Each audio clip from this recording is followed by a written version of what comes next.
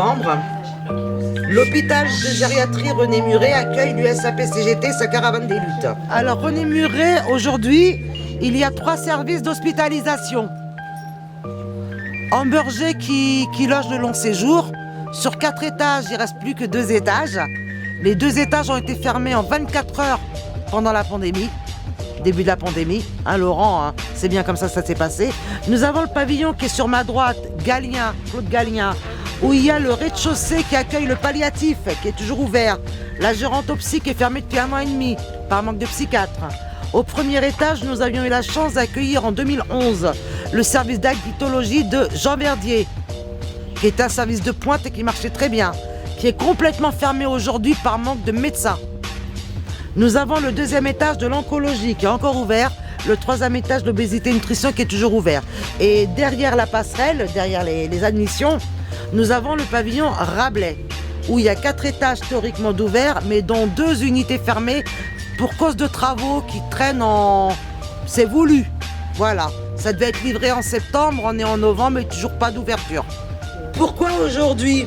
Parce que tout simplement, depuis quelques années, les politiques d'austérité de notre gouvernement et des gouvernements successifs ont mis à mal la santé publique, notamment en Seine-Saint-Denis, où l'offre de soins gériatriques a diminué d'une façon dramatique. Nous sommes préoccupés pour le devenir de la prise en charge en soins des personnes âgées en Seine-Saint-Denis.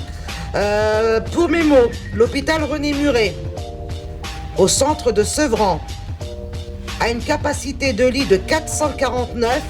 Aujourd'hui, 238 sont occupés. C'est-à-dire 50% de lits fermés, 50% de chance en moins pour la population de Seine-Saint-Denis. Nous avons alerté les politiques. Nous avons monté un comité de défense des hôpitaux de la PHP. Mais on n'est pas entendu en fait. On a des discours, on vous entend, on comprend votre mal-être, on ne sait pas comment faire. Sauf qu'aujourd'hui, les professionnels médecins, les professionnels infirmiers, aides-soignants, PA, PO, fuient l'hôpital public. On a subi 2 années de pandémie qui ont mis à mal et qui ont montré en grand jour à l'opinion publique le désastre sanitaire provoqué par les différentes réformes nauséabondes qu'on a subies. Notamment, je parlais de la réforme des médecins, des études de médecins, où, en gériatrie, on n'a plus d'internes. Les internes, mais quand ils faisaient leur internat, René Muret, ils connaissaient l'hôpital. Et pour la plupart, postulaient chez nous. Aujourd'hui, comme ils ne font plus leur internat ici, ils ne connaissent pas, ils ne postulent pas. De consultation, ça on le sait, c'est plus un hôpital. Mais c'est vrai qu'on ne peut pas dire que ça ferme, ça se transforme. Le nouveau Jean Verdier. À Vissel, pour le moment, c'est ouvert, ça va accueillir la maternité et la pédiatrie de Verdier. Nous, on est, comme on dit, une rocade. Parce qu'on a le César Neuro qui vient et tout. Je crois fortement de moins en moins à la construction de nouveaux bâtiments. J'y crois de moins en moins. J'y crois de moins en moins. Pourtant, ils ont les crédits. Hein. Pourquoi ils commencent pas les travaux? Pour une conne, voilà. Moi, je pense qu'une fois que l'hôpital Grand Nord, Saint-Ouen, sera ouvert, c'est ça. Avicenne restera, mais René Muret et Jean Verdier s'est transformé, c'est conçu, et nous, ça sera une EHPAD. C'est ce que je pense très sincèrement. Très sincèrement. Oui, je suis très inquiète, très préoccupée. Parce que c'est pas ça qu'on doit à nos aînés. On leur doit une prise en charge en dignité, aujourd'hui on ne l'a pas. Je vais laisser parler mes collègues Isabelle et Véronique. Isabelle qui est IDE en obésité et nutrition et Véronique qui est AMA aux soins palliatifs et elles vous diront la réalité des terrains également. J'ai oublié de me présenter, Saba Milo, secrétaire générale de la CGT de René Muret, mais également membre du bureau du SAP-CGT. Merci Saba. Bien oui, c'est l'état d'urgence en fait. C'est grave ce qui se passe, je suis infirmière et je constate avec mes collègues que ça va pas. Les patients, en tout cas la prise en charge qu'on pourrait attribuer à nos patients, elle n'est pas efficace, elle n'est pas effective et elle n'est pas de qualité. Aujourd'hui les soignants, ils en ont assez, ils sont à bout. ils sont fatigués.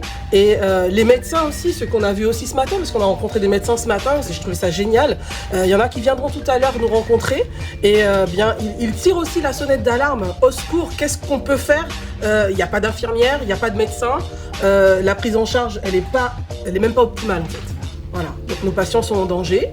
Saba disait tout à l'heure qu'aujourd'hui nous sommes les soignants, demain nous serons les soignés. On a des étudiants infirmiers qui sont là, ils voient aussi la situation qui se dégrade, il y en a qui sont en 3e année, donc ils ont vu un peu aussi l'évolution des choses. Donc qu'est-ce qu'on peut faire en fait? Et aujourd'hui je pense que cette action qui est menée par la CGT, c'est quelque chose de génial parce qu'au final, eh bien, on se fait entendre, mais aussi, j'ai rencontré aussi des patients qui ont dit, tiens, il y a des choses qui se passent dans l'hôpital, on pense à nous. Et c'est important, je crois que c'est une bonne chose. Tout à fait. Merci Isabelle. Véronique Marie, secrétaire médicale, service de médecine palliative. Bon, moi je vais parler au niveau administratif. La maltraitance institutionnelle est évidente, aberrante, tout le monde souffre, mais à tous les niveaux. Que ce soit les soignants, que ce soit les PO, que ce soit en cuisine, que ce soit en secrétariat. C'est inadmissible. L'hôpital public, il faut le garder. C'est un droit. C'est un conquis, c'est un acquis depuis des années, on se bat pour ça, quoi. Et c'est vrai qu'aujourd'hui, la mobilisation qu'on a eue, on a eu beaucoup de personnel, beaucoup de retours, qui étaient contents de nous voir, qui étaient un peu perdus, qui sont venus prendre un café pour discuter, pour se confier, pour exprimer leur malaise de cette prise en charge aberrante pour le personnel, pour les patients, parce que les patients sont en souffrance aussi.